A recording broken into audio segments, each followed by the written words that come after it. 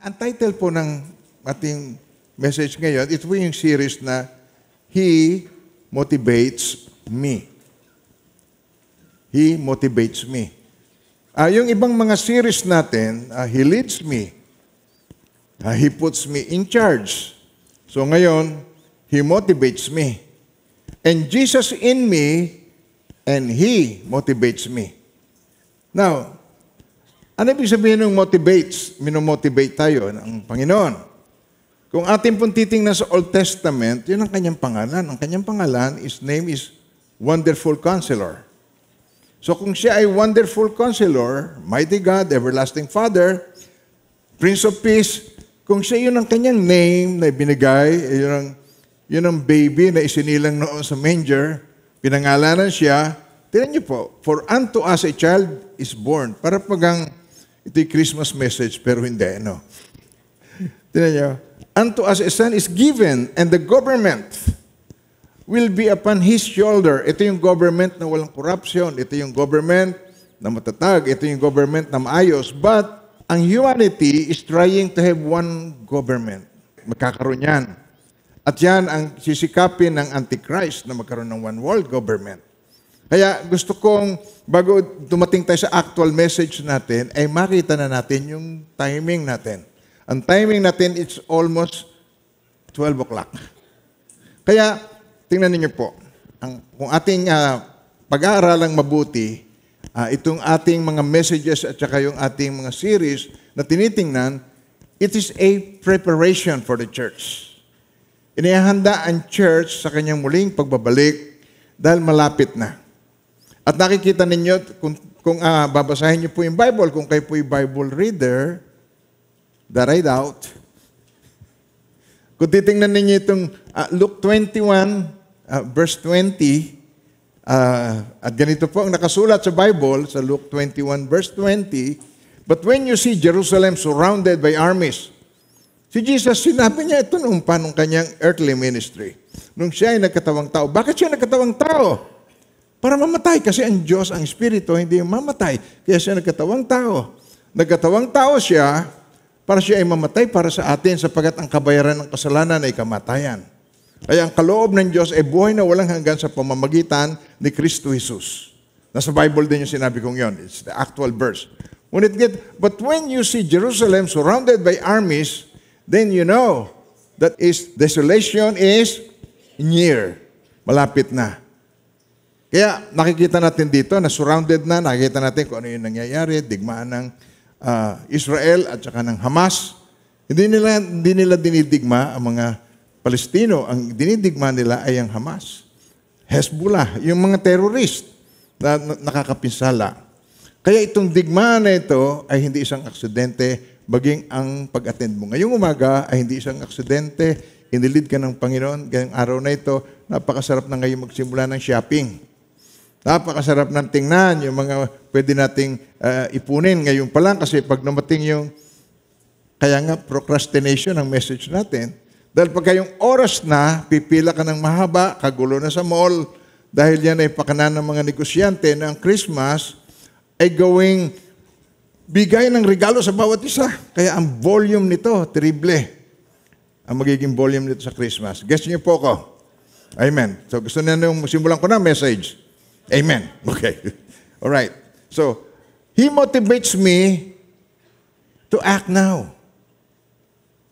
Kasi po, ang lahat ng mga tao, almost 90%, once upon a time in your life, tayo po ay nag-procrastinate, tayo po ay nagpaliban. Yung alam na gagawin mo, pero bukas na lang. Ikaw ay nagpaliban ng mga bagay. Nagpaliban ka ng iyong commitment. Nagpaliban ka ng iyong paglilingkod sa Diyos. Nagpaliban ka ng prayer. Nagpaliban ka ng pagbabasa ng iyong Bible. Tumbok ko ba lahat? Nagpaliban ka. Nagpaliban ka na express ang iyong pagmamahal sa iyong family. Procrastination is almost everybody's problem. Kaya, ito po, umpisahan natin ito sa definition ng procrastination. What is procrastination? Procrastination, to keep delaying. Ito yung word na yun, to keep delaying. So, ibig sabihin, if you keep on delaying, habitual. At hindi na ito procrastination, nagiging ikaw na procrastinator. Nagiging habit mo na to keep delaying something that must be done. Often because it is unpleasant, or it is boring, or it is uninteresting to you. Hindi ka interesado masyado. Meron ka mas gustong pahalagahan. So, pinoprocrastinate mo, ang tinitingnan mo ay hindi masyadong mahalaga. At kalimitan ay may kinalaman sa Diyos yun. Kalimitan. Hindi po kayo yon. Sila lang yon. Tinan yung paligid nyo, di ba? Kababait naman. Tinan yung mga itsura ng mga katabi nyo, di ba? Kababait. Hindi yon. Hindi kayo. Hindi kayo tinutukoy dito. Sila yon. Amen. Masaya ba kayo doon? Ingat ka lang. Okay, ngayon. So, atin pong titingnan dito, ano bang ginagawa nito mga procrastinator na ito? Since procrastination is a universal problem. Ibig sabihin ng universal, ito'y problema halos ng lahat, ang procrastination. Itong mga issues, itong mga seminars tungkol dito, itong maririnig nilang motivational speech tungkol dito, ito ay makikita natin na problema nating lahat. Tingnan nyo. Sino sa inyo rito ang nakaranas na mag-procrastinate, yung pinagpaliban? O, pakitaas ang kamay. O, hindi ba halos lahat tayo? Ako nga, 2 kamay. Kasi ako ang pinakamaraming dapat gawin na minsan ay hindi ko na po nagagampanan sa dami. Hindi ko na malaman kung minsan kung anong uunahin ko. Kung minsan magpapakonsensya lang 3, sino uunahin ko sa 3? Di meron akong hindi. Kaya mga minamahal ng Panginoon, ito po ay cultural, ito po ay traditional, ito po ay habitual, and it happens to everybody. Ngayon, lamang ay mayroong problema ang procrastinator. Yung pagpo-procrastinate mo, yung pagpapaliban mo, hindi mo rin naman maiwasan na hindi mo rin gagawin later on. Kaya sabihin mo, bukas na lang, o sa makalawa, o sa 1 linggo na lang. Kaya mo't pag ako'y nagkaroon ng pagkakataon, nagkaroon pa ba? Pag sinabi mong ganon, kalimitan hindi na nangyayari. Di ba? Amen ba tayo doon? Nag-agree ba kayo sa akin? And I do not mean to hurt feelings. Kasi po, pareho lang tayong tao. Ako nagpipreach lang. Ako po, ginagamit na ng Lord, tagahatid ng message. Pero ang ipinipreach ko, tama sa ating lahat. Kaya wala po akong pinatatamaan ng kahit na isa sa inyo dahil ako rin ay ganun. All have sinned and fall short of the glory of God. Ang lahat ay nagkasala at walang sino mang karapat-dapat sa paningin ng Diyos. All have sinned and fall short of the glory of God. Ang ibig sabihin nun, tayong lahat yun. Sa pool po ko doon, sa pool ka doon, sa pool tayo doon. At purihin ng Panginoon pag tayo nasa pool, di ba? Di ba? Pag ikaw ay nauntog, iingatan mo na yung nakauntog sa iyo. Tama. God bless you. Salamat po sa inyong mga pagsagot sa akin. Na pagpatuloy natin, tinan niyo po, ang problem ng procrastination, it becomes a way of life. It becomes a lifestyle. It becomes a habit. At dahil to sa habit mong yun, marami kang nami-miss out sa iyong buhay. Marami kang mga pagpapala na dapat ay nakamtam mo. Marami kang dapat sana na-promote ka. Marami kang dapat sana. Pero na-miss mo yun. Dapat sana, hawak mo pa hanggang ngayon, pero naiwala mo. Why? Na-procrastinate ka. Hindi mo pinag-ingatan at hindi mo ginampanan kaagad. Pinagpaliban mo ng ipinagpaliban. At napakarami sa atin, habang nagtatagal sa kanyang pagpapaliban, nagiging expert at napagaling mga tuwiran. Ba't pa hindi mo yan nagawa? Ito na, iba-iba na yung reason. Hindi ko na iisa-isahin. Pero sabihin mo sa katabi mo, expert na ako doon.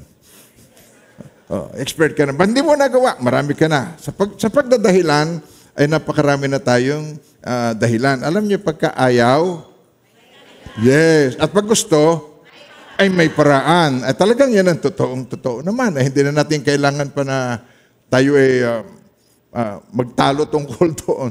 Lahat tayo, alam natin na yun ay totoo. Now, iniisip natin, mas madali kung i-avoid. Kasi boring eh. Kasi boring, ito ay unpleasant, hindi ito nakakasaya sa iyo. So, pag in-avoid mo, iniisip mo, ay mas gagaan. Tama po ba tayo doon?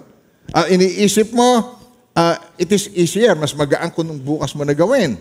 Iniisip mo, pero yun din. Parehas na parehas din. At yung iniisip mong yun ay deception. Nadideceive mo ang sarili mo. At many times, nadideceive ko ang sarili ko. Pwede nyo bang maulit yan sa inyong sarili? Many times, nadideceive ko ang sarili ko. Tayo ang greatest deceiver ng self. The heart of man is deceitful above all things and desperately wicked. Tinan niyo po yun. The heart is deceitful. Sabay-sabay po, inyong basahin po. The heart is deceitful above all things and desperately wicked. Who can know it? Kaya kalimitan, nadideceive natin ang sarili natin, thinking na pagka ito bukas mo na iniligpit, bukas mo na inayos, bukas mo na pinagpatuloy mo sa 1 linggo, akala mo ay mas madali ang totoo nagtatagal. At alam ito ng maraming mga tao, lalo na yung mga nasa construction. Pag pinagtagal mo, bago mo pinturahan, kinakalawang na. Pag pinagtagal mo, bago mo ayusin, ay tuluyang nasisira na. Alam ng mga mekaniko yan. Alam na, hindi mo dapat na pinagpapaliban. Ang relationship is the same thing po, mga minamahal ng Panginoon. I mean po, sabihin mo, ang kalamitang bukang bibig ng mga nagpo-procrastinate, may bukas pa naman. Totoo ba yan? Sigurado ka na may bukas ka pa? 100% ka ba? Ang dami na nagsabi sa akin yan, hindi niya narating ang bukas. Hindi ko mo araw-araw ay bukas, hindi araw-araw ay pare-parehong araw. Isang araw, iba na. Isang text lang, iba na. Si tatay, nabaril. Si tatay, nahulog. Si tatay, na-aksidente, patay. Hindi araw-araw, ay pare-parehong araw. Guess niyo ako? Kaya pag sasabihin mo, may bukas pa naman, para kang walang tomorrow, hindi ka nakatitiyak doon. Kaya kung magagawa na ngayon, wag nang ipagpaliban. Gawin na ngayon. Amen po? Madali lang yan. Di ba? Madali lang yan. Kayang-kaya. Yakang-yakang. Basic lang. Basic yan. Saka basic mo Hindi na natapos-tapos. Hanggang ngayon, structure pa rin. Hindi mo na natapos-tapos. Basic ka ng basic. Leak lang nung una. Ngayon nasa bakasyon ka, pumutok na yung tubo sa bahay mo. Di pagdating mo, baha. Ang daming istoryang ganyan, lalo sa US. Pagdating nila, nagbabakasyon, pagdating nila, flooded na yung kanilang basement. Flooded na yung kanyang entertainment room. Why? May pumutok. Nangyari na sa amin yan. Biglang umagos mula doon sa aking library. Sa taas. Meron akong maliit na library po. Doon ako nag-aaral. Bakit ako biglang tumulo doon sa may hagdan ko? Meron akong spiral na hagdan. Tumutulo doon. Sabi ko, ano nangyari? Pag akyat, nakita ko yung bidet. Pumutok. Noon pa, dapat pinalta na yun. Meron ng leak. Pinabayaan mo. Mas malaking damage ang nagagawa sa bahay mo. Now, mga minamahal ng Panginoon, ang issue, ganito po yan. Yung cycle, it repeats itself. Paulit-ulit lang sa ating buhay. At itong procrastination, yung resulta, pare-pareho naman ang nagiging resulta sa ating buhay. Bakit tayo walang dala? Nagigess niyo ba ako? At ito, bukang bibig ko, ano po? Hindi naman sa tinataas ko yung kaaway ng Diyos, pero ito po bukang bibig ko. Demonyo lang o walang kadala-dala. Pwede niyo ba ulitin yun? Demonyo. Kasi yan, he keeps on trying. He keeps on trying to destroy Jesus. He keeps on trying. He keeps on trying to destroy the church. Hindi naman yan magtatagumpay. Alam niyo ba, ang church cannot fail. Sabi ni Jesus, upon this rock I will build my church and the gates of Hades shall not prevail against it. Hindi makapananaig. The church will not fail. Ang church ay tayo. Tao. Ikaw yun at ako. We cannot fail. We fail because we allow it to happen. Kaya ang nais ng Panginoon, i-motivate tayo to act now. And it's better to act now than later and then fail. Ayaw natin ng failure. Ang gusto natin ay victory. Sino ba sa inyo gusto ng failure? May diferensya sa isip yun pag nagtaas ng kamay. Sino gusto ng success? Pagkataas ng kamay. Di ba nung last time na nag-preach ako about success? Amen po? Mag-ingat ka sa iyong success because God puts us in charge sa awing success. Nalulunod, nalalasing sa success. Sa halip na bumait, lalong nasama. Nagkaroon ng maraming pera, lalong sumasama, lalong nag-iibang ugali. Amen po ba tayo doon? Nagigess ba sinasabi ko? Ito yung kasama ko dati. Pero ngayon, parang hindi ako kilala. Hindi na ako pinapansin. Ito yung dati napakabait. Pero ngayon, 20 pesos lang pinanghihinayang, bilyonaryo na. Lalo nagkakapera, lalong sumasama. Nakikita niyo ba yung katotohanan na sinasabi ko? Nung yumaman, lalong naging iba, laging may stiff neck, laging nakataas ang ulong ganyan, may stiff neck na. Now, ito po, ang real issue nito is not about our limitation. Ang issue is about procrastination. Pinagpapaliban-liban natin kung paano tayo sumurrender kay Lord. Pinagpapaliban-liban. Ngayon, malapit na sa 12 o'clock ang timetable ng God. Nakikita natin kung paano na ang nangyayari dito sa Israel. Nakikita natin na ito nagiging regional na. Nakikita natin, gumigiri na rin pati China. Nakikita natin, pati Amerika, may involve na ibang mga bansa. At ang West Philippine Sea na pinag-aagawan dahil may kayamanan doon sa West Philippine Sea. Mga minamahal ng Panginoon. You better wake up now. Amen po. Better watch out. You better not cry. Jesus is coming to town. Amen. Mag-iingat po tayo. Huwag na tayong magpahinay-hinay ng ating pagdidesisyon. Amen po. Sabi sa James 4, verse 17, ay ganito po. Ang nakakaalam ng mabuti na dapat niyang gawin, ngunit hindi ito ginawa, hindi niya ginagawa, ano po ang tawag doon? Nakakasala siya. It is a sin. Nakakasala ako. Each time na meron akong ipinagpapaliban, alam kong dapat gawin. Anyone who knows the good he ought to do and doesn't do it, he sins. Nakasala siya. At marami sa atin na nakakasala ng pagpapaliban-liban na ito. Amen po. We ought to do it. Kailangan natin gawin. Kailangan natin sikasuin. Kailangan natin i-address. Kailangan natin bigyan ng attention. Amen po. But we keep on procrastinating. At nais ng Panginoon na sa umagang ito makita natin, ano ba ang root cause nito? Ano ba ang reason kung bakit tayo ay nagpo-procrastinate at tatlong bagay ang titingnan natin po?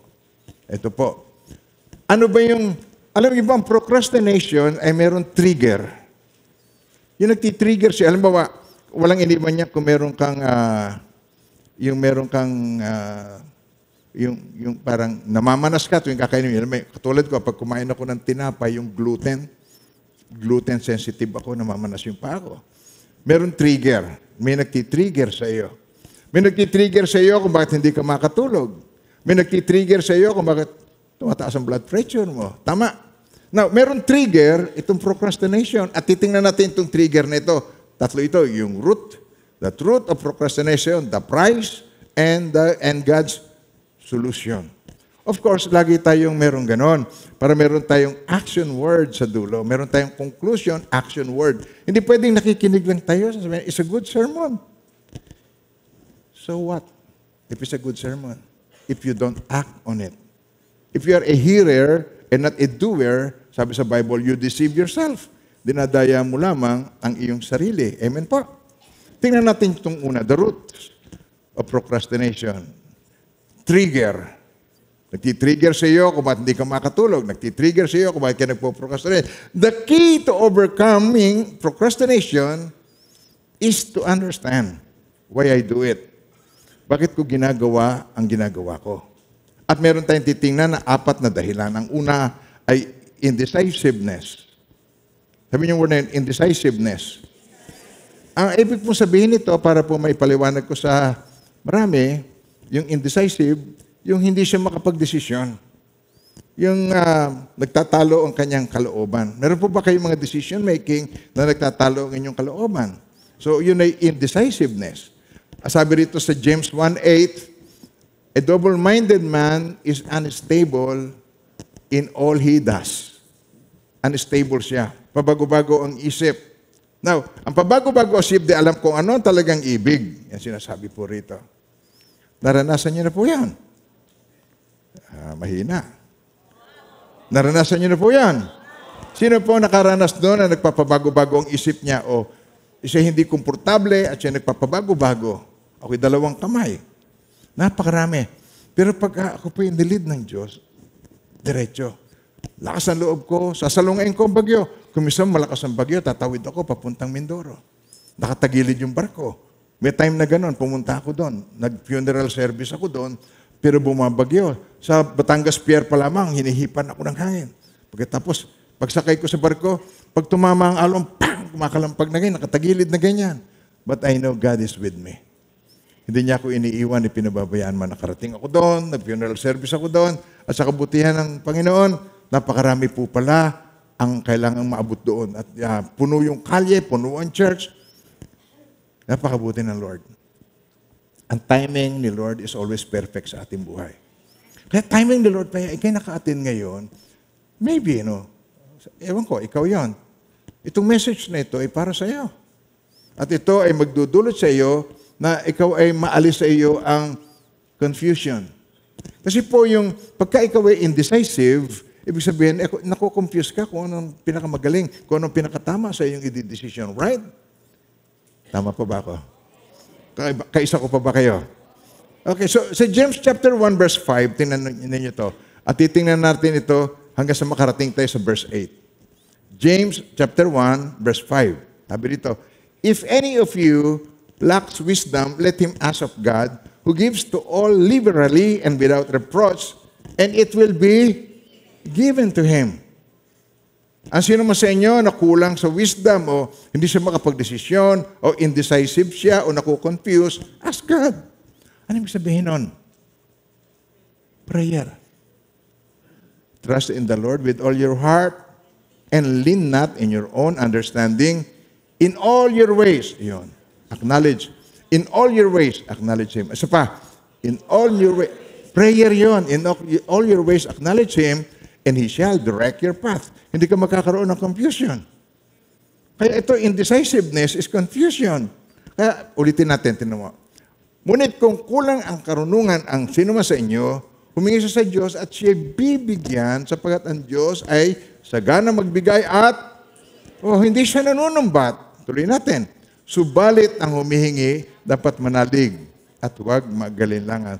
Tingnan niyo po, narinig niyo na lagi sa akin, pag may kinalaman sa Diyos, ano ang kailangan? Faith. Pag may kinalaman sa Diyos, ano ang kailangan? Mas malakas.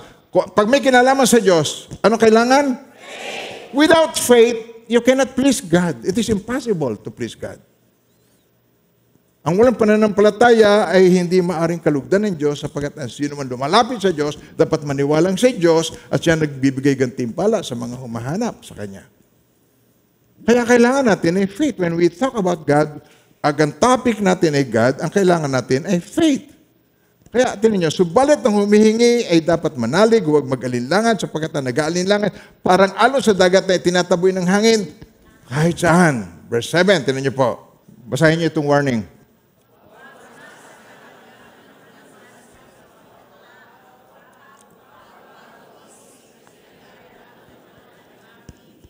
Hindi po ba, pag tayo ay winarningan ng Diyos ng ganyan, minomotivate niya tayo. Minomotivate niya tayo to act now. Huwag kang mag-procrastinate. He's motivating us to act now. Umaksyon ka. Kailan? Kailan? Kailan? Hindi bukas. Dahil ang bukas, hindi ka sigurado. Aring ang bukas, hindi na dumating sa iyo. Nag-agree ba kayo sa akin doon? Marami akong istorya niya. Sa akin pong 30 taong mahigit na pagiging pastor. Marami na. Marami ng istorya niya. Alam, pastor, darating tayo dyan. Isang araw, bago ako dumating sa lugar na yon, nagmumotor siya, nag-slow down sa riles. Pung! Patay siya. Hindi na dumating ang araw na yon. Kaya mga minamahal ng Panginoon, minomotivate tayo ng God to act now. Paano kung bukas nandito na si Lord, bumalik na, magsusulit na tayo sa Kanya? Wala tayong time masyado na aksayahin ngayon. Kung noon, nasanay na tayo, naging lifestyle, naging habit na natin yon. Ako po ay nakikiusap sa inyo bilang pastor po ninyo at bilang pastor sa church na ito. Kung kayo first time lang umattend, God bless you po. Nakikiusap po ko sa inyo na huwag na kayo magpaliban po. Nagigess yung sinasabi ko. Alalahanin natin. Pagka meron tayong alam na dapat gawin, huwag na natin ipagpaliban na ipagpaliban. Ipagpatuloy po natin. Huwag umasang tatanggap ng anuman mula sa Diyos ang taong pabago-bago ang isip at di alam kung ano talaga ang ibig. Ayaw ng Diyos na ikaw ay fickle-minded. Pabago-bago. Alam niyo ba kung paano ko nalalaman na nililid ako ng Lord? Meron akong kapayapaan. Maraming beses, sasabihin ko, pupunta tayo sa Kalinga. Pupunta tayo doon sa tribo ng Bot-Bot nung araw. Kasama ko yung mga yung team ko ng mga sa mission. Tapos pagdating ng malapit na, sabi ko, hindi tayo matutuloy. Si Pastor, pabago-bago ng isip. Hindi po. Nangusap ang Panginoon sa akin na huwag akong tumuloy. Nangungusap siya, yung binibigyan niya ako ng impression. Hindi ko sinasabi, naririnig ko siya. Kasi pag sinabi ko yon, lahat ng sasabihin ko, dapat kang sumunod sa akin. Delikado yon. Gusto ko nang mag-control ng tao. Pag sinabi ko nangungusap ang Diyos, nagkasalita ang Diyos sa akin, inakuusap ako ng Diyos. Nag-guess ba sinasabi ko? Gusto ko kayong kontrolin, kaya ako sinabi sa akin ng Diyos. Kaya don't even say that. Kasi po, pag hindi sinabi sa iyo at sinabi mong gano'n, nagkakasala ka sa Kanya. Binigyan niya ako ng impression. Huwag kang tumuloy. So, hindi ako tumuloy. So, ang ginagawa ko, meron akong ibang gusto niyang ipaabot sa akin. At totoo nga, merong mas mahalaga siyang gustong ipagawa sa akin.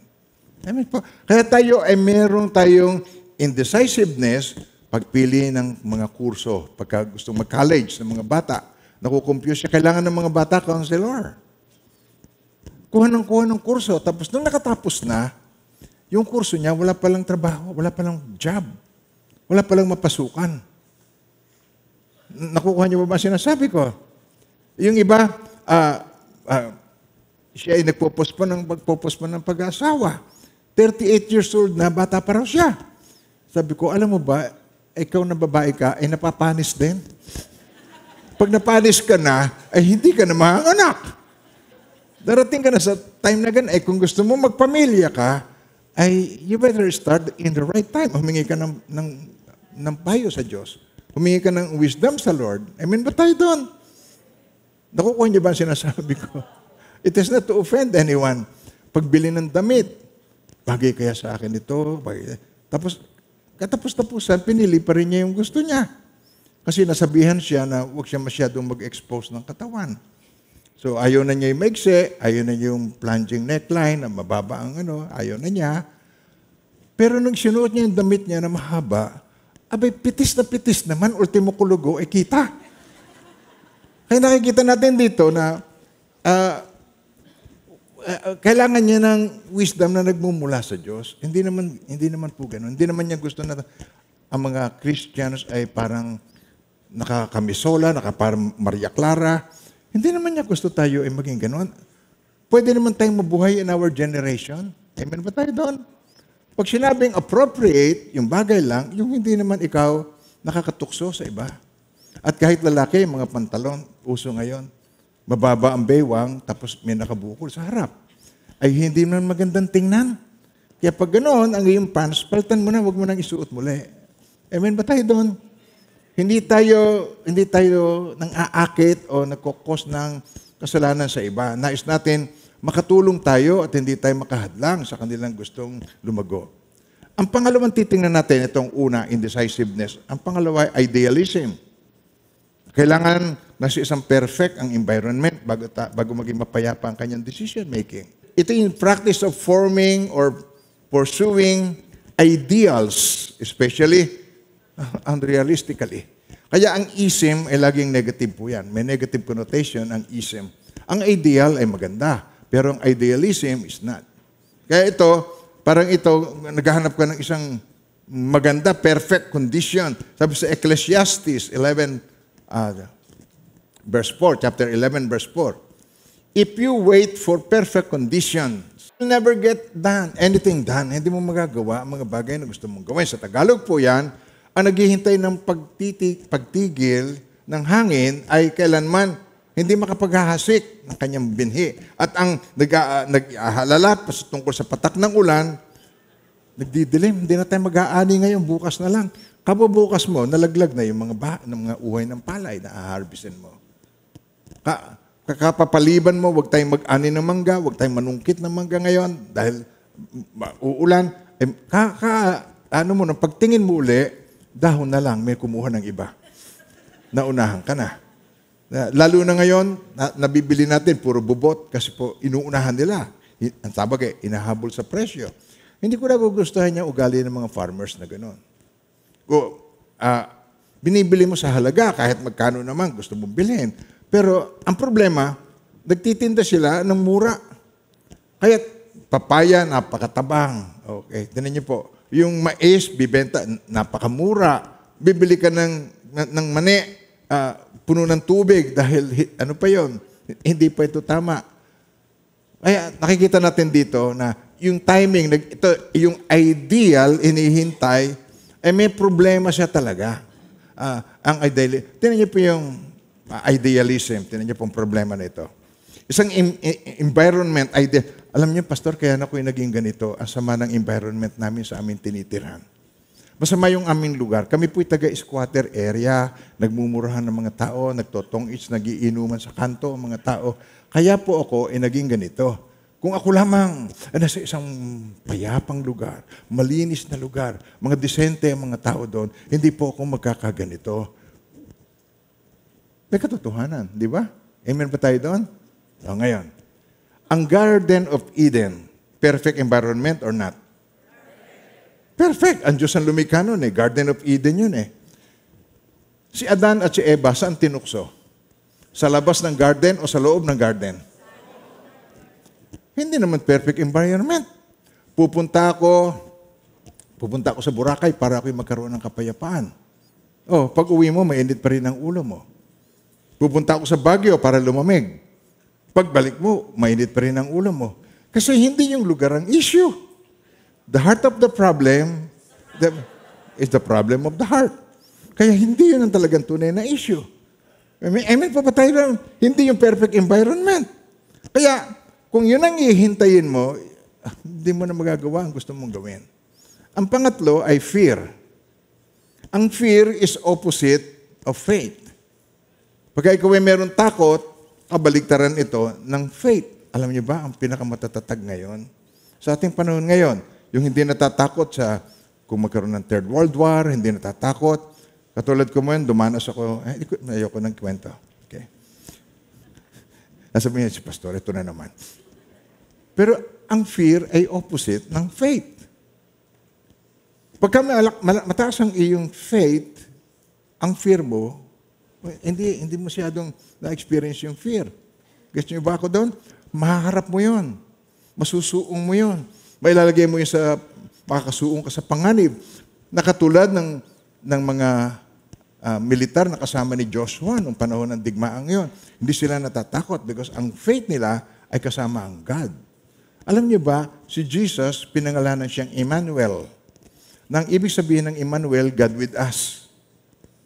Iman, yung L. Yung L, yun ay God. And then Iman, with man is God. So, yun ang pinangalan sa Kanya. At nung tinanggap mo siya bilang Panginoon at tagapagligtas ng iyong buhay, at kung tatanggapin mo siya bilang Panginoon at tagapagligtas ng iyong buhay, mananahan siya sa iyo at magiging kasama mo siya because yun ang ibig sabihin ng pangalang Emmanuel, God with us. Pag tinanggap mo siya, sabi dito sa Galatians 4:6, upang ipakilalang anak, pinagkalooban tayo ng Espiritu ng anak upang makatawag tayo sa Kanya, Ama ko, kahit hindi ka naalipin, kundi anak sapagkat anak, ikaw ay tagapagmana ayon sa kalooban ng Diyos.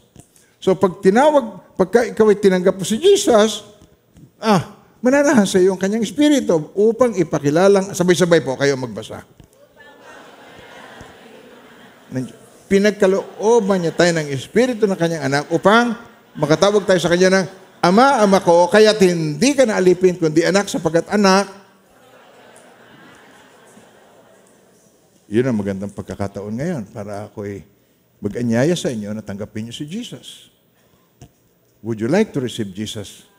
Would you manalangin kayo ng prayer na tinatanggap niyo sa bilang Panginoon? Dinidesisyon.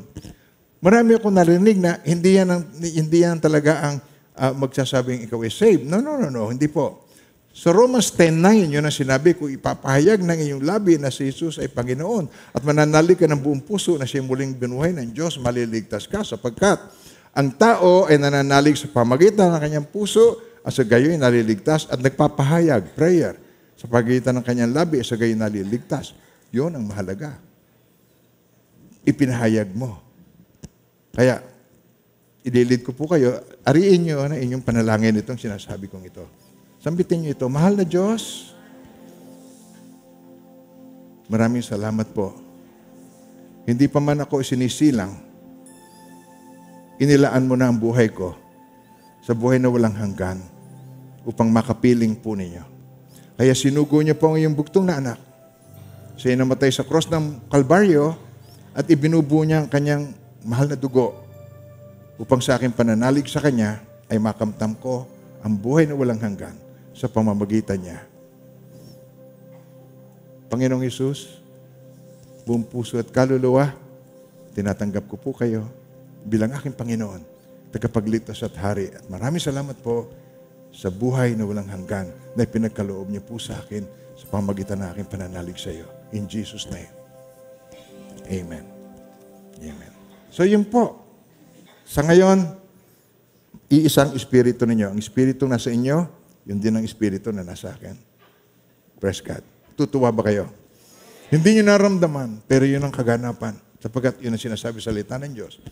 Ang promise niya ay dapat tayo nananangan sa promise ng God.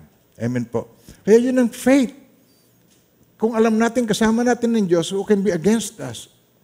If God is with us, who can be against us? Amen po. Kahit ano ang mangyari, hindi niya tayo iniiwan, pinababayaan man. Maring ikaw ang mang-iwan sa Kanya. Pero hindi ka pa rin niya pababayaan. Puprotektahan ka pa rin ng Panginoon. For God so loved the world. Mahal ng Diyos ang sanlibutan.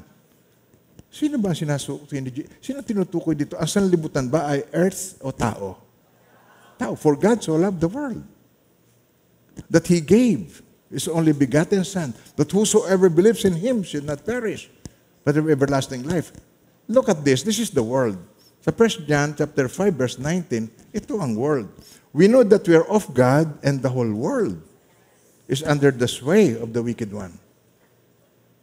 Ay, bumasa naman. Ito po, nasa Bible. 1 John 5:19, read. And the whole world is under the sway of the wicked one. Alam natin yun, but God so loved the world. Kaya yung mga tao na under the sway of the wicked one at tinanggap niya si Jesus as Lord and Savior ng kanyang buhay, binigyan na siya ng Panginoon ng buhay na walang hanggan kasama ng lahat ng nananalig sa Kanya. Nagigets niyo ako? At yung word na believe in, galing sa Greek word na pistis, ay hindi lang intellectual na pagkakilala. Ay ibig sabihin nito, sinusuko mo ang buhay mo sa Kanya. Ang pistis is more than intellectual knowledge. Sa pa, ang pistis more than intellectual. Yung who believes in word na believe in. Whoever believes in Him. Yun ay pistis o pisteo in verb form. Nang ibig sabihin, more than intellectual knowledge. If you know Jesus Christ intellectually, now is the time. Do not procrastinate. Now is the time. Believe Him from the heart. Believe Jesus from the heart. Yun ang maraming mga tao kaya hindi makaibig. Pag ikinakasal ko, inibig mo ba ang lalaking ito? Opo. Inibig mo ang babae? Opo. I do. Tapos pag kinakounsel ko na after 5 years, do I? Nagkakitaan na sila ng kanilang mga kahinaan because you do not love from the heart. Yan ang problema. You love from the head. If you love from the head, ang ibig sabihin nito, mahal mo lang siya sapagkat o meron kang reason sa sarili mo, makatao. Mahal mo siya dahil tangos ang ilong o nabunggo. Mahal mo lang siya dahil maganda ang buhok, nalagas. Katulad ko, nagsisimula ng malagas. Mahal kita dahil kay matalino, nagka-Alzheimer's. Mga minamahal ng Panginoon, mga temporal things yun. Love from the heart. At ang tawag dito, in one word, agape. Ibig sabihin, unconditional love. Godly love. Kaya kung hindi ganun ang gagawin, madali tayong magkaroon ng fear. At ang pang-apat ay laziness. Laziness. Inisip ko, bakit ba ang isang tao ay lazy? Bakit ba tamad ang isang tao? Tinatamad ako. Kahapon ganyan ka pa rin eh. Oo nga eh. Tinatamad pa rin ako. Alam niyo kung bakit? Maybe merong health issue. Galit na galit ka, katamad-tamad mo, batugan ka. Pero mga minamahal ng Panginoon, ang tao na masyadong tamad, maaaring kulang sa protina, katulad ng maraming mga bata na kulang sa protina. Nagigets niyo sinasabi ko? Malnourished. Hindi ito naglalaro dahil malnourished. Huwag niyo nang tingnan ng katabi niyo. Okay. Kulang sa vitamins, kulang sa energy, hindi siya energetic, hindi siya lively. Nagigets niyo sinasabi ko? Hindi ka lively. Lahat masaya at nakangiti. Ikaw nakasimangot pa rin sa akin. Maybe you have a health issue. Kaya kailangan po natin magpa-check up. Baka kulang ka sa vitamins, meron kang... You know what I mean? Tingnan niyo po sa Proverbs 13:4. Pero ang laziness po ay real. Pero hindi lahat ng parang tinatamad lagi, araw-araw. Minsan, kaya ito may stress, kaya ito may laziness, stress ang buhay niya. Napaka-stress. Stress na stress siya sa maraming bagay. Namumroblema siya. Namumroblema siya sa asawa, namumroblema sa anak, namumroblema siya sa pananalapi. At maraming tao ang ganun ngayon. Walang gustong gawin. Kaya merong trigger na kailangan nating tingnan. Lazy people want much but get little, while the diligent are prospering. Sabi dito, ang tamad ay nangangarap, ngunit hindi natutupad. Ang hangarin ng masikap ay lagi nagaganap kasi ginaganapan niya. Ginagampanan, ginagawa niya. Gusto niyo bang ma-overcome ang laziness? Yes. Yes. Mamaya tuturo natin. Meron tayong part na ating i-overcome ang laziness. Sabi sa Proverbs 6, verse 10 to 11, tingnan niyo po, a little sleep, a little slumber, a little folding of the hands, nakaganyan lagi. So shall your poverty come on you like a prowler, and your need like an armed man. Sa Tagalog po, tingnan niyo po, sandaling tulog, sa kaunting idlip lang, sandaling paghalukit-kip, pag-in sa higaan, at itong kahirapan sa iyo, daratal, katulad naman darambong, para bagang magnanakaw. Nagigess niyo ako. Bakit ka late ngayong araw na ito? Ito sa iyo. Basahin niyo ito. Bakit ka late sa church? Bakit ka late sa school? At sandaling tulog. Tumutunog na cellphone eh. Snooze. Oh. Okay. Sandaling tulog, kaunting idlip na lang. Tumatawad pa. Gigising din naman, tatawad pa.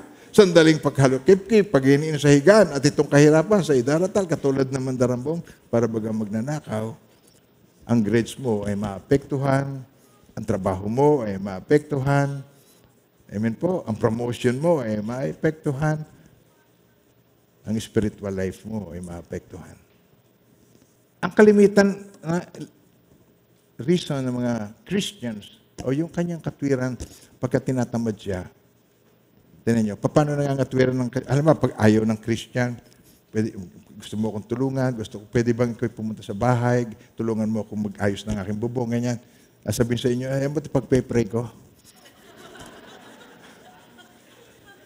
Ay, yan ang common na yung naririnig sa mga mananampalataya. Kasi nahihiyang tumanggi para ka namang hindi Christian. Pero Christian na Christian ang dating ng pagtanggi. Hayaan mo ito ipag-pray ko. Isang taon na, naipag-pray mo na ba? Hindi pa eh. Ayaw lamang ay pasabihin. Pagka ayaw, may dahilan. Pagka gusto, may paraan po. Amen po. Now, ito na, titingnan natin, the price of procrastination. Meron itong idudulot sa atin. Meron itong resulta sa ating buhay. There's a price for procrastinating. Yung paliban ka ng paliban, may kalalagyan po tayo doon. Kapag naghasik ka ng katamaran, aani ka ng kahirapan. Ito yan, procrastination. Jesse chapter 1, verse 1. Kapag naghasik ka ng katamaran, aani ka ng kahirapan. Now, it causes problems in your life. Dito, sa Proverbs 15:19. If you're lazy, you'll meet difficulty everywhere.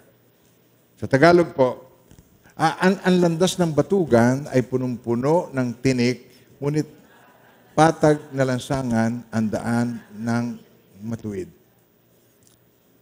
Yung pong aking isinyer sa inyo kanina, kung bakit lazy ang mga tao. Mas mahihirap na lugar, mas ayaw magtrabaho.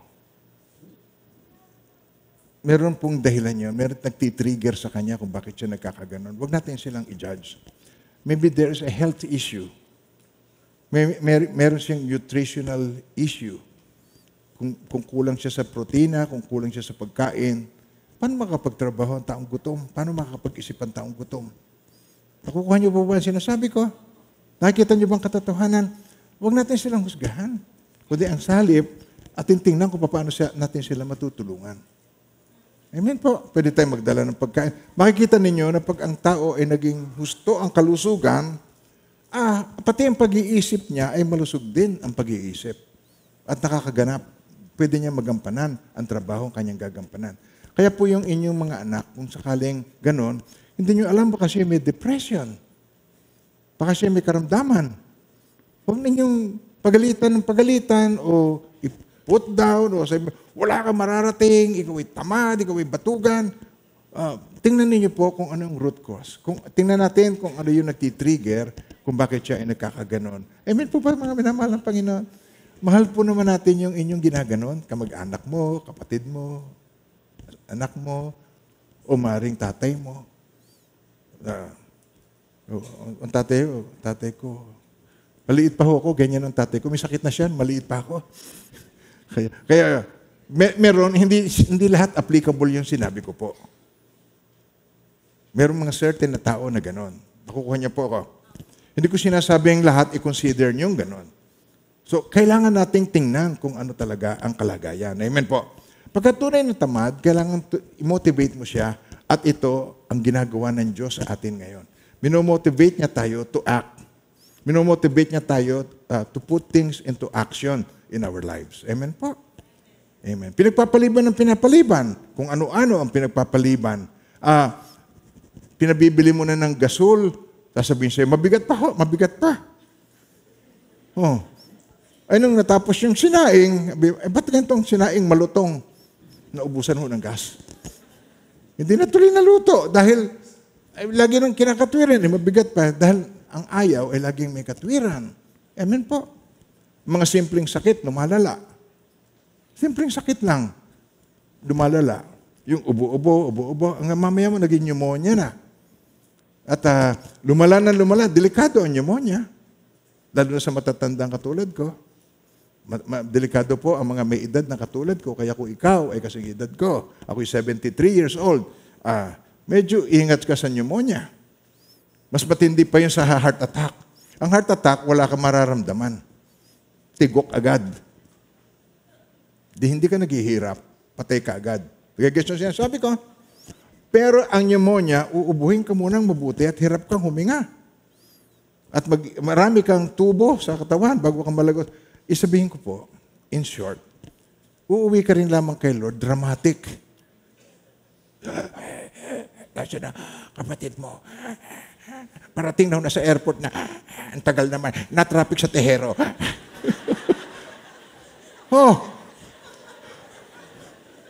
Pagkatapos, tay, nandiyan na sa labas. Mabuti. Patay na. Hindi na umabot. At totoo yung mga ini-istorya ko sa inyo na yon. Ang kailangan mo, asikasuhin agad. Ang matagal nang nangyayari sa iyong sasakyan, check engine. Ayaw mong checkin. Okay pa yan, natakbo pa eh. Ito na nangyari, change engine. Kumatok na ang makina, check lang nung una eh, ngayon change engine na. Mas malaking gastos dahil nagpabaya ka. Ang bahay mo, sabi mo, ang bahay inaanay. Nung mabuksan-buksan mo, hindi pala ang bahay ang inaanay, yung palang bahay na ng anay. Punong-puno na pala, namamahay na pala ang anay. Doon malapit na pala mag-iba ang bubong. Hindi rin biro yan, hindi rin joke yun. Totoo po yung kinukwento ko. Na kinakailangan i-dismantle na. Nakabili yung anak ko ng bahay, ng lupa, may kasamang bahay. Tapos, yung bahay na yon, pag umakyat ka sa bubong, parang laging lumilindol. Yanig. Yung pala, nung ma-check ni Pastor Ricky, yung ating engineer, nung chinek niya, Eh ako, patirihan man ako ng libre dito, hindi ako titira. Sabi niya, halos ubos na. Kaya, namin ang mahal ng Panginoon, God motivates us to act now. Huwag ka na magpaliban-liban, act now. Sabi niya, ulitin ngayon, act now. Kailan? Now. Huwag mo nang ipagpaliban ng ipagpaliban dahil napakarami mo ng karanasan na pangyayari dahil sa pagpapaliban ng pagpapaliban. Procrastination makes the problem worse. Lalala lang. Yan. Dahil kang paliban ng paliban eh. Amen po. Ang maliit na problema, nagiging crisis. Pag hindi mo inintindi, pagka ito hinayaan mo. And pangalawa, it wastes opportunities in our lives. Maraming opportunities na dapat meron ka. Sabi sa Proverbs 20 verse 4, ang tamad ay hindi nag-aararo sa tagginaw. Siya maghahanap sa anihan, sorry na lang, walang matatagpuan. Kasi ayaw niya eh. Alam niya mga magsasaka, lalo na sa Philippines, kung kailan umuulan dyan, nag-aararo. Alam niyo ba yan? Kaming mga magsasaka ay nag-aararo pagka tag-ulan. Pagka umuulan mismo, yung malakas ang ulan, mag-aararo yan. Dahil yun ang malambot ng lupa. Nagigets niyo ba ang sinasabi ko po? If you won't plow in the cold, you won't eat at harvest. Mamimiss mo yun. Yung promotion sa work, mamimiss mo yung promotion. Dapat na-promote ka.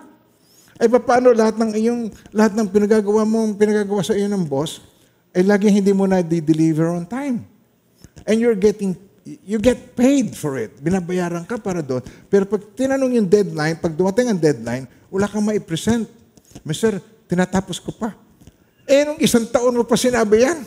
December no, sabihin mo sa akin, tinatapos mo pa, magdi-December na uli. Ay nakikita nyo, yun ay problem. Problem talaga po. It wastes opportunities. Nawawala yung opportunity mo. Sa business, lalo malulugi ka sa malaking puhunan mo. Now, the longer you procrastinate, tinan mo, the longer is your procrastination. Sabay-sabay po.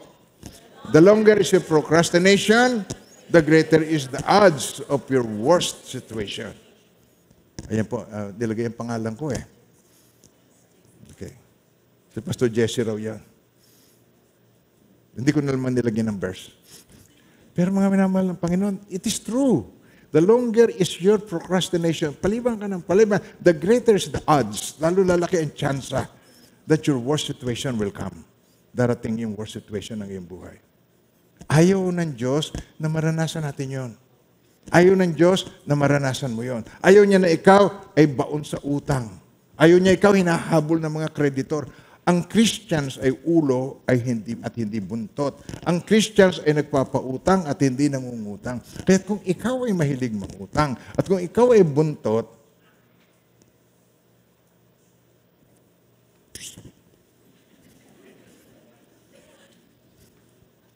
ayoko na. Amen po. So ito yung mga opportunities na nami-miss natin. Natatandaan niyo yung 10 virgins sa Bible. Ang 5 sa kanila ay wise, ang 5 sa kanila ay foolish. And then dumating si Jesus. Okay, yun ang end time eh. Dumating. Pagkatapos, yung mga wise, may langis. Nakatulog sila eh, nag-slumber. Yung mga wise, okay, meron. Ay yung mga foolish, walang ilaw, walang sinde. Walang oil. Nangihiram sila ng oil. Ang ginawa sabi, pumili ka ng oil. Okay, yun. Ano yung oil? Ano yung oil na tinutukoy ng Panginoong Jesucristo tungkol doon? Tapos mo yun, Holy Spirit yun. Ba't nauubos? Umattend kayo next week. I-share ko sa inyo itong tungkol dito. At marami pa tayong pag-uusapan. Remember Lot's wife? Natatandaan niyo yun? Yung sinabi ni Jesus sa Luke. Sabi niya, katulad ng panahon ni Noah, kumakain, may inom, nagbibili. Pagkatapos nang biglang pumasok si Noah sa daong at pagkatapos ay nung isinara niya ang raming mga tao and they destroyed them all. Yung pagbabalik ng Panginoong Jesucristo is like in the time of Noah. Like in the time of Lot. Natatandaan niyo yung time ni Lot. Oh, kita mo, hindi ka masyado makatango sa akin. Ganyan lang ang tango mo. Oh. Kasi hindi ka nagpapasa eh. You read the Bible, okay? Amen ba tayo doon? Hindi ko na masyadong ma-emphasize sa inyo. But huli ka nang masyado. Magsimula ka na magbasa. Dahil hindi po ninyo ginawa yon, yung sinasabi ko rito, hindi nyo masyadong makuha. Like in the time of Noah. Like in the time of Lot. How about in the time of Nebuchadnezzar? Remember, senior ko sa inyo yon. Natatanda yung minsan nag-preach ako rito. Ewan ko kung last week yun. Last week ba yan? Yung tungkol kay Nebuchadnezzar, tungkol sa success. Okay? Now, tulad ng tinan nyo, sinabi sa kanya, ito yung dream niya, this is your dream and this is what you should do. Sabi sa kanya. Pero, lumipas ang 12 months later, 12 months, namamasyal siya, ang yabang pa rin niya, sabi niya, tinan mo nga yung palasyo niyan, na ako ang lumikha. Aba, doon nawala na siya sa posisyon niya at nagkaroon siya ng isipan na parang beast at siya kumakain ng damo na katulad ng mga hayop. Hanggang siya ay nagpakumbaba at bumalik sa Lord. Ayaw natin na mangyari sa atin yun. Amen po. Ang mga warnings ni Lord ay dapat laging tinatandaan. Kapag hindi, marami po akong mga striking statements na gustong i-share sa inyo po. Yan. Katulad niyan. Laging tinatandaan dapat po. At kung tayo ay lumaki na laging matigas ang ulo, noon yun, dapat hindi na ngayon. Amen po. At alam kong kayo ay hindi matitigas ang ulo. Sila yon. Kayo ay kababae. Tinan nyo nga. Pagmasdan nyo nga ang bawat isa sa inyo, tinan nyo mga itsura may helo pa, no?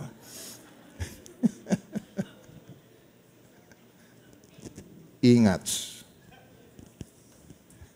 Ingats. Pagka hindi mo ginawa ang trabaho mo, it hurts other people. Kasi may continuity ang bawat ginagawa. May effect sa iba. Alam niyo ba, ang kasalanan may epekto sa iba. Walang taong nabubuhay at namamatay para sa sarili lamang. Alam niyo po yan? Sinabi sa Romans 14 yan. Walang nabubuhay o namamatay para sa sarili lang. It always affects someone else. It affects your family. It affects your children. It affects your wife. Amen po. Nagigis niyo ba? Ang bawat sin na ginagawa mo, it affects others. Ang pagdilingkod mo kay Lord, it affects your family. Nung naglingkod ako kay Lord, ang mga anak ko, naiwan ko naman sa US, alam nyo, pinagpala ng Diyos. Binales sila ng Panginoon. May mga business sila doon. Maayos ang kanilang buhay. At hindi ko ipinagmamalaki ay kami. Ang pinagmamalaki ko po ay si Lord na nasa amin. Nung ako tumanggap kay Lord, hindi niya pinabayaan ang aking mga anak na ngayon. Hindi naman sila na andun lamang naghintay ng blessing ng Lord. Pero pinatnubayan sila ng Diyos. Ang mga anak ninyo affected. Walang nabubuhay o namamatay sa sarili lamang. Amen po ba tayo mga minamahal ng Panginoon? Inom ka ng inom ng alak. Ano mangyayari sa anak mo? Senglot din. Saan ka nagaling? Tatay, galing ako. Diyos siya pinuntahan mo. Oh. Senglot din ang anak mo. Sa bungero, lahat. Walang nabubuhay na mamatay para sa sarili lang. We live by example. And God is motivating us to act now. Hindi bukas. Amen po, mga minamahal ng Panginoon. Huwag na tayong magpaliban-liban. Amen. Sabi mo sa katabi mo, ayoko na magpaliban-liban.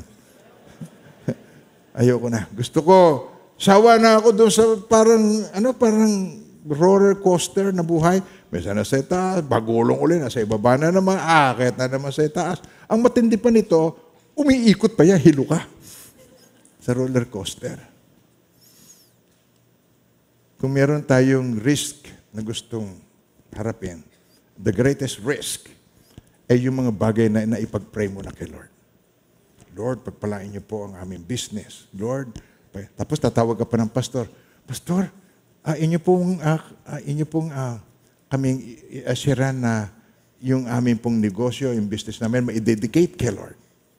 Amen. Dedicate kay Lord. Ibig sabihin, magiging godly ang iyong negosyo. For the glory of God. Amen po.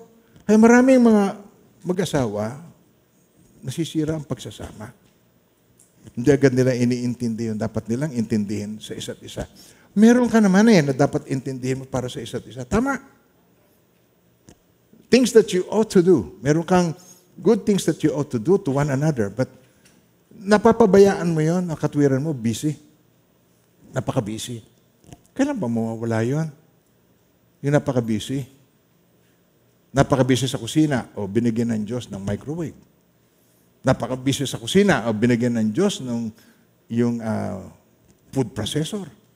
Pag nilagay mo doon, yung mga bawang, durug-durug na. Ayos na. Nag-guess nyo ba? May kitchen aid. Okay? Marami ng time mag-pray. Marami ng time manood ng TV. Kaya, kahit nabigyan ka ng God ng mga provision para mas marami kang time para sa Kanya, you don't take advantage of that. Ang nangyayari po, mas nauubos ang oras mo sa mga bagay na hindi mas mahalaga o hindi mas matimbang. Amen po. Meron tayong mga lessons tungkol dyan at sa ibang araw na yon. Now, dito na tayo ngayon. God's solution for procrastination. Okay, amen po. Ready na ba ang inyong heart na makinig dito? Okay. Number 1. Pag ayaw, tigilan nyo na yung dahilan. Stop making excuses. Just do it. Amen po. So Proverbs 22 verse 13. The lazy man is full of excuses. Pag ayaw, may dahilan. Ang taong tamad ay laging may dahilan. Sinasabi niyang, baka siya lapain ng leon sa daan. Ba't ka ba hindi nagpunta ron? May leon sa Makati. Baka lapain ako, kaya hindi ako naghanap ng trabaho doon. Basahin niyo ulit. Ba nakakatawa itong Tagalog, ano? Ibang-iba sa English, ano, tinan nyo. Sabay-sabay, okay, read it. Ang taong tamad ay laging may dahilan. Sinasabi niyang, baka siya lapain ng leon sa daan. O ano ibig sabihin? Exaggeration. Ang lakas ng imagination. Kung ba sa atin, ang lakas ng tama nito. Lapain ng leon. May leon ba sa Pilipinas? Si Kuya Leon. Meron pangalan Leon eh. Pero hindi yun. Okay, mga minamahal ng Panginoon, yung excuses natin, tigilan na natin. At number 2, ito po. Do it now. Gayahin natin yung ina-advertise ng Nike Air. Just do it. Alam niyo ba, yung pag inumpisahan mo na yan, para yung catalyst, pag inumpisahan mo na yan, gagawin mo na. Tinatamad ka, tatamad at tao eh. Sige na. Gawin na natin. Tapos mamaya pinapawisan na. O, tama na yan. Hindi pa ako tapos eh. Hindi na yan makatigil. Just do it. Alam niyo ba, pag inumpisahan niyo yan, hindi mo yan titigilan. Tatapusin mo yan. Hindi mo yan, pagka yung tinatamad-tamad ka, just do it. Amen po. So Proverbs 27:1, never boast about tomorrow.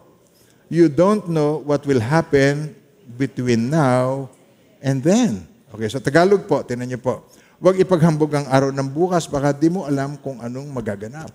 At yan ay totoo. At ayoko na magbigay ng example. I refuse na magbigay ako ng example. Dahil po yung mga example nito ay kumisan tragic na hindi mo alam kung ano magaganap bukas. It could be a tragic example. Ayoko magbigay ng example. Pero yan ang totoo. Nag-agree ba kayo sa akin? Hindi mo alam kung ano magaganap bukas. Sa James chapter 4, verse 14. Okay. You do not know about tomorrow. What is your life? Okay. It is like fog. You see it, now you see it, and soon, it is gone. Parang gano'n lang, parang mist, parang vapor ang atin. Now, none of us is guaranteed na meron tayong bukas. Kaya, why not? Nagawin natin, just do it now. Amen po. Do it now. Okay, just do it. Isa pa. Nike Air. Okay. Naghanap pa ako niyan para sa inyo. para ma-encourage ko lamang kayo na wag niyo nang pero totoo 'yon. Maraming beses sa akin. Yung aayaw-ayaw pa ako. Pagkatapos kukumbinsihin ako ni pastora na gawin mo na. Diba? Laki na muscle. Kayang-kaya naman. Liyad naman ako. Sige na nga. Pag ginagawa ko na yan, pawis na ako. Sabi, kakain na muna tayo. Hindi, tatapusin ko ito. Tapos mamaya, ayan, malapit na. Mamaya mo na ipagpatuloy. Hindi, tatapusin ko ito. Hindi ka na makatigil once na inumpisahan mo dahil ikaw naman by nature, gusto mo nang inumpisahan mo ay tinatapos mo. Di ba? Di ba? Sabihin mo nga, yung kisig mong yan, di ba? Amen. Tayo talaga ay merong kani-kanyang strength and weaknesses. And most of us, yung ating mga strength, hindi lang natin ito na-explore. Marami kang mga strength na nasa sa iyo na. Bigay ng Diyos sa iyo. Amen po? Just do it. Gawin mo na yon at tiyak na merong magandang magaganap. Amen po? Now, tinan nyo, meron pa isa rito akong papakita sa inyo. I want you to write down ito tomorrow. 2 bagay. 2 things you know God wants you to do. Ito po. Number 1. First, in your relationship. Ito, gusto ng God, alamin mo, know the one thing that God wants you to do in your family. What is that one thing? Diskubrihin mo yon. What is that one thing that God wants me to do for my family? And do it now. Huwag mo na ipagpaliban. Meron siyang gusto, maring may ka ng forgiveness, maring meron kang gusto niyang bigyan mo ng attention, i-counsel mo ang anak mo, i-motivate mo siya. That one thing. First, yun ang kailangan mo. Sa iyong relationship, know that one thing. At pangalawa, sa iyo na mismo in your personal life. Know the one thing that God wants you to be. And start it now. Okay? Naisulat niyo po ba yan? Decide to start today, not tomorrow. Today. Amen po. Dito tayo magtatapos sa Romans chapter 7, verse 18, at titingnan natin dito hanggang verse 24 to 25. Okay. Dito tayo magtatapos. Alam kong walang mabuting bagay na nananahan sa akin. Ibig kong sabihin sa aking katawang makalaman. Okay. Ibig kong sabihin sa aking katawang kaya kong magnasa ng mabuti, hindi ko lang magawa ang mabuting ninanasa ko. Sabihin nyo nga sa akin kung totoo ito. Kaya mong magnasa ng mabuti, pero hindi mo lang magawa. Amen po. When you try to be godly and you are independent from God, pagka gusto mo maging godly, tapos independent ka naman sa Diyos. Ibig sabihin ng independent, di mo siya kailangan, Lord. Diyan ka lang ha. Upo ka lang dyan sa trono mo. Yakang-yaka ko ito. You want to be godly, di ba? Si Eve, yan ang problema niya sa Garden of Eden. Sabi niya, mabuti nga maging marunong. Naging maganda sa kanya. Yung prutas na yun, ipinagbabawal ng Diyos. Yung kasalanan na yun, ipinagbabawal ng Diyos. Don't eat that fruit. Ayaw ng Diyos. Just, huwag mong kainin. Pwede mo naman kainin lahat huwag lang yung isang yon. Why? Why, Lord? Bakit kailangan pa? Because I say so. Because I am the owner of the garden. Because I own the world. I own you. And I tell you not to do it. Huwag mong kainin. Hindi kain pa rin, di ba? Nakita niyo yun? Sinasabi na ng God, na oras na kainin mo yan, ikaw ay mamamatay. Biglang naging maganda sa paningin niya. Mabuti nga yata ang maging marunong. Di ba? Ang sabi ng Diablo, ang marunong ay magiging parang Diyos. Nakikita niyo yan? Okay. Ibig sabihin niya, mabuti nga maging marunong. Ano ibig sabihin niya? Mabuti maging parang Diyos. You want to be godly. Pero gusto mong walang pakialaman Diyos sa iyo. Independent ka sa Diyos. Gawin mo ang nais mong gawin. Diyos, buhay ko ito. Diyos, pera ko ito. Pinaghirapan ko ito. So, yan. Gusto mong maging independent sa God.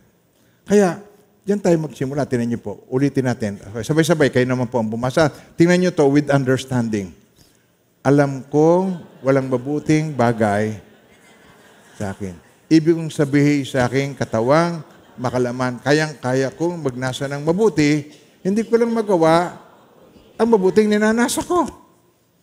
Okay, nga, dito naman tayo sa verse 24 to 25. Ito, umiiyak na siya ngayon dahil napuprostrate. Nakaranas na kayo noon, yung laging kasalanan, paulit-ulit nyo nagagawa. And then you feel bad about yourself. Parang pag nagawa mo, Lord, bakit ko ba naulit na naman ito? Ano niyo, minsan naliligo ako, tapos naalala ko yung mga kasalanang nagawa ko na hindi ko naman dapat ginawa. Okay, minsan nakapagsalita ako sa pulpito, minsan nakapagsalita ako ng kayabangan.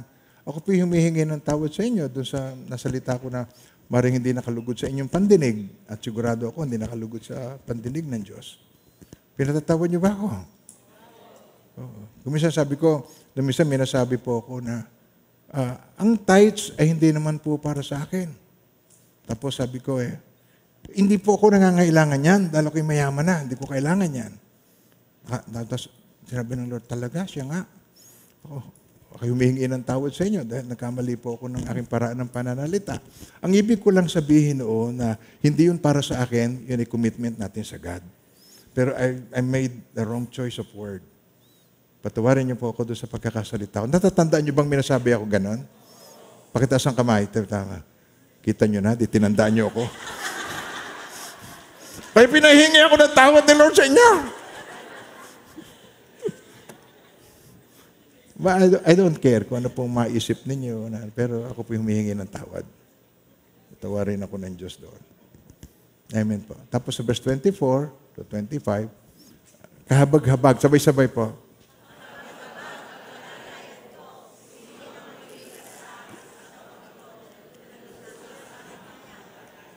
Sino magliligtas sa akin sa katawang ito? Nagdudulot ng kamatayan sa akin. Okay? Ang Diyos, ang solusyon, ang Diyos, ang magliligtas sa atin, itong katawang ito, lagi nating pinahahalagahan kaya tayo ay prideful, kaya tayo palalo, kaya tayo materialistic, kaya tayo gusto natin yung suot natin. Lalo't ang suot mo ay Rolex, ay mamahalin, yung alahas. Kailangan ang alahas, nakabukas ang dibdib. Tapos na andyan yung pendant na 1 kilo. Apa, pag uubuwi, nalagotok. Ayun na, ospital. Palakihan ng pendant. Dahil itong katawan, gusto natin iba sa iba, ikaw ang pinakamatangos ang ilong, pinakamaputi, pinakamatangkad, pinakasexy, pinakamaliitan siya, flat stomach, kung ano-ano. Amen ba tayo doon? Boys and girls? Pero saan pupunta ang katawang ito? Sabi sa 1 Corinthians 15, verse 50, ito ang ibig kong sabihin, mga kapatid. Tingnan niyo po. Basahin niyo mabuti at tingnan niyo kung saan pupunta ang katawang yan na masyado mong pinangahalagahan. Itong ibig kong sabihin, mga kapatid. Isa pa. Ang binubuo ng laman at dugo ay di makakaroon ng bahagi sa kaharian ng Diyos. At ang katawang panlupa ay di marimagmana ng... okay. Sabihin mo sa katabi mo, hanggang dito lang to. Hanggang dito ka lang. Ang katawang ito ay katawang panlupa. Pero ito ang nagbubuyo sa atin na maging mayabang, na maging palalo, na maging magsuot ng mga pag nakita mong, may katulad ng damit ko, sa 1 linggo hindi ko na susuot yan. Hindi ako nagbibiro. Ito yun. Aatin ng church, ang suot, ang dalang bag, Louis Vuitton. Hairpiece. Hindi pa? Yung napakamahal na bag, hindi ba? Hairpiece. Kaya, ang binubuo ng laman at dugo, hindi magkakaroon ng sa kaharian, hindi magmamana. At ang katawang panlupa, hindi maaari magmana ng buhay na walang hanggan. Bakit yan ang nagbubuyo sa atin? Kaya sabi rito, nung iniiyak dito, sa Romans chapter 7, kabag-habag ang kalagayan ko. O wretched man that I am. Sino magliligtas sa akin dito, sa katawang lupa nito, na nagdudulot sa akin ng kamatayan? Ang sagot, ang Diyos sa pamamagitan ni Jesus, na ating Panginoon. Salamat sa Kanya. Isa pa. Ang Diyos sa pamamagitan ni Kristo Jesus na ating Panginoon. Okay, one more time. Ang Diyos.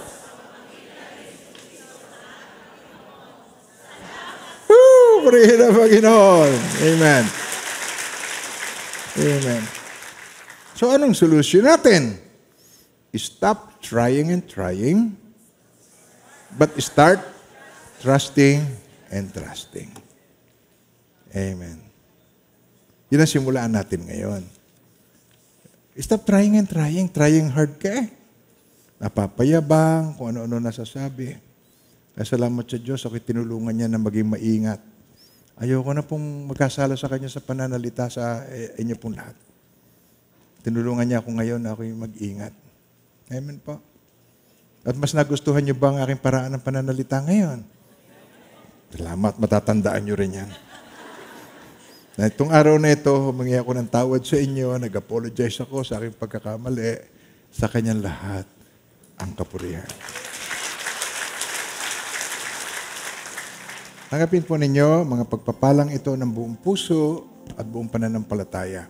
And now may the Lord God bless you and keep you, and may His face so shine upon each one of you and be gracious to you. His countenance be upon you and bring you peace. In the name of the Father, and of the Son, and of the Holy Spirit, in Jesus' mighty name. Amen. Kasama po natin ang Diyos sa ating pag-iwahiwalay. God bless you all.